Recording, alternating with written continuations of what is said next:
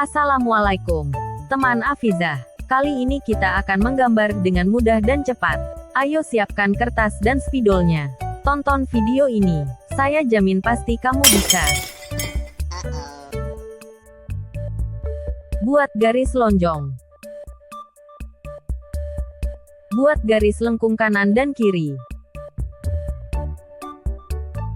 Buat garis lengkung yang sama dengan ukuran lebih besar. Buat lingkaran dan 2 garis lengkung di atasnya. Buat garis lengkung dan tarik garis menurun di bagian tengah. Buat 2 garis lengkung. Buat garis lengkung panjang untuk ekor. Beri garis zigzag. Buat 2 garis lengkung untuk kaki. Buat banyak garis pendek di bagian ini. Buat garis lengkung untuk pola batu.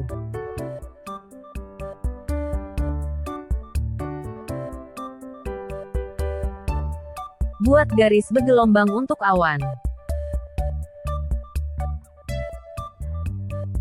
Saatnya mewarnai.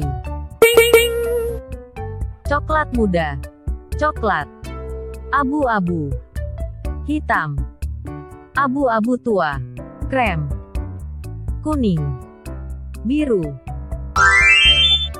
Ini hasil gambarku.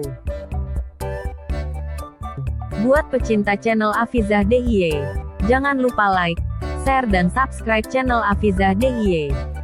Sampai jumpa di video lainnya. Bye-bye.